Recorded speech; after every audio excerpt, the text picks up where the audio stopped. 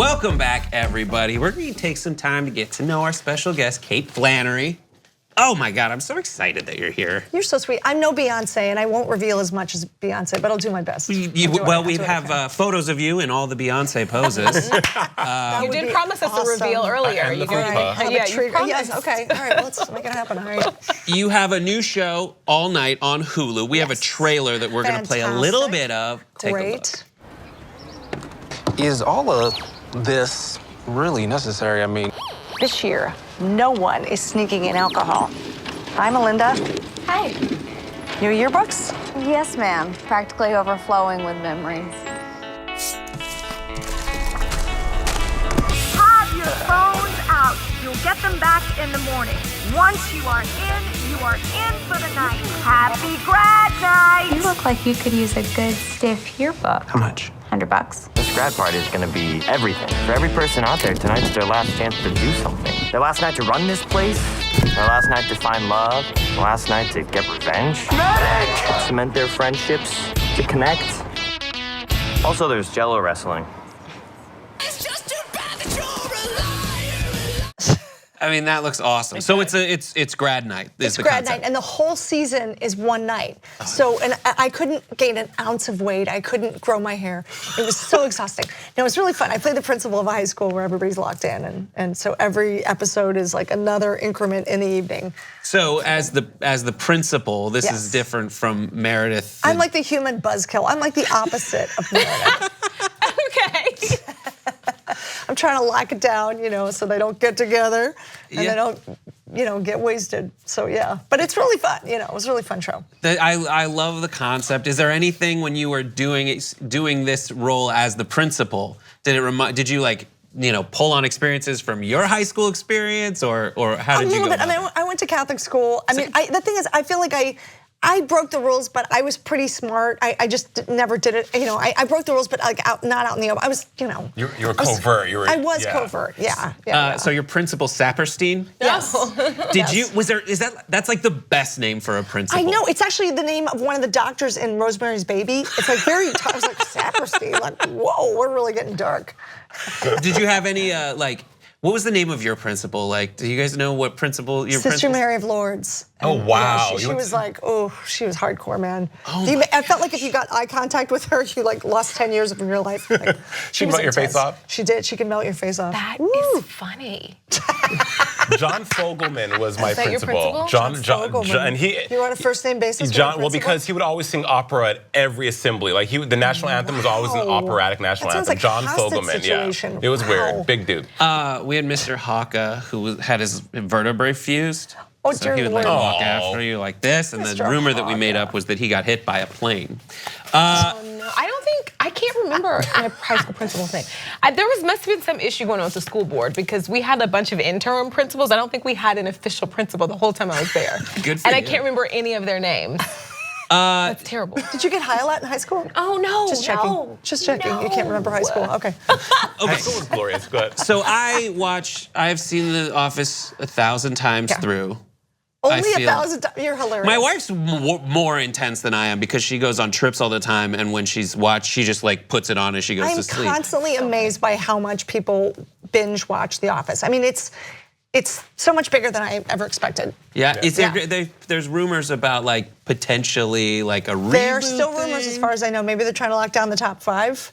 But I've talked to Angela, I've talked to Oscar and Creed. Like, we have not been contacted yet. We'll see. I hope. Here's the thing: is that all the other cast members get like their own name, and you're the only one who like didn't get to be like Kate.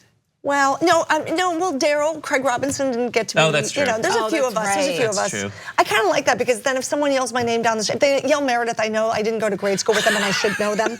Do you know what I mean? It's kind of tough to have your real name. You're hitting the road with Jane Lynch. I am. Fun times. Yeah, it's so great. Jane and I have been singing together for the last 4 years. We played the Kennedy Center. We played the Lyric Opera in Chicago, just doing this kind of anti-cabaret act. And we're doing 10 shows at Cafe Carlisle in New York in September.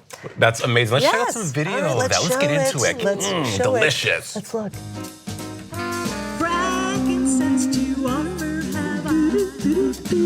Incense unto deity nigh. Prayer and praises voices raising. Worshipping God on high.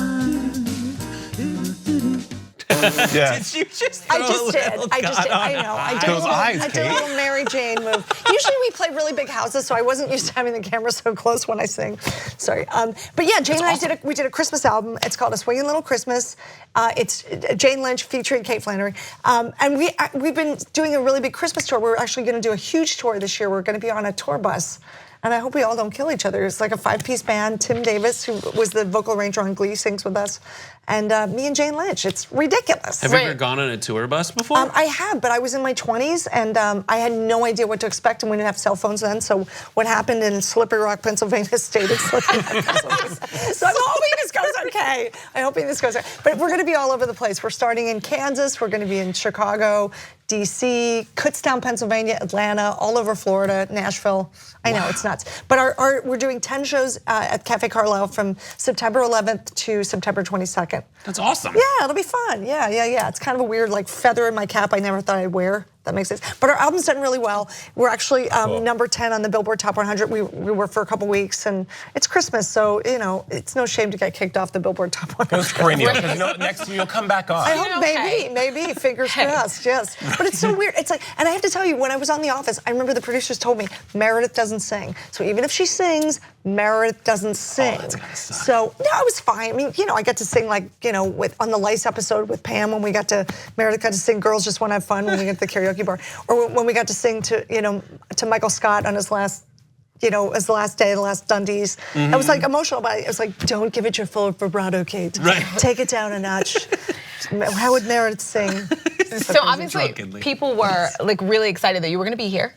So we asked some of the Pop Sugar viewers what they wanted to ask you, and we got some questions for you. Awesome. So none of them were about the Christmas album, but continue, which is fine. Ala Ray Ildizlar. Thank you for that. Wants to know what's your favorite, most unexpected fan moment you experienced. P.S.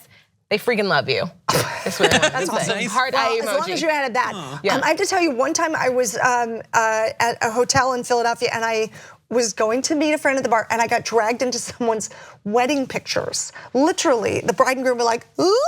I mean, I wasn't dressed up, and there I am like hijacking their wedding photos.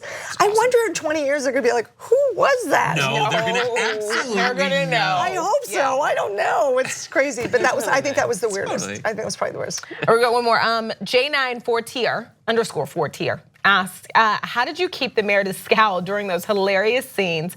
What were you thinking about? And then also, how angry would you be if someone ate your leftovers at home? The Meredith scowl, I feel like I knew so many women like Meredith, because my dad owned a bar, Flannery's Tavern in Philadelphia. Oh. Nice. So there was always like one woman that was the drinker, and I've just seen it. I know her. I get it. And sometimes in my head, I was like, you're in a drama. Everyone else is in a comedy, you're in a drama. I mean, whatever it took to sort of, but we had the best directors, the best writers. I mean, just keep it together, Kate, for Christ's sake. Get through the episode. Steve Carell's doing all the heavy lifting. Just make it work, Good. How often did things get ruined a lot when people broke? Yeah, but people were pretty good about not breaking, because Steve was working, he was moving mountains. Every take was like a complete surprise. You never knew what he was going to do. Really? He's amazing. Which would make it so hard. Yeah, but a good hard, it's a great challenge. Did you like that? Well, never miss another Pop Trigger video by hitting the subscribe button below, and don't forget to ring the bell so you get notified every time we upload a new one.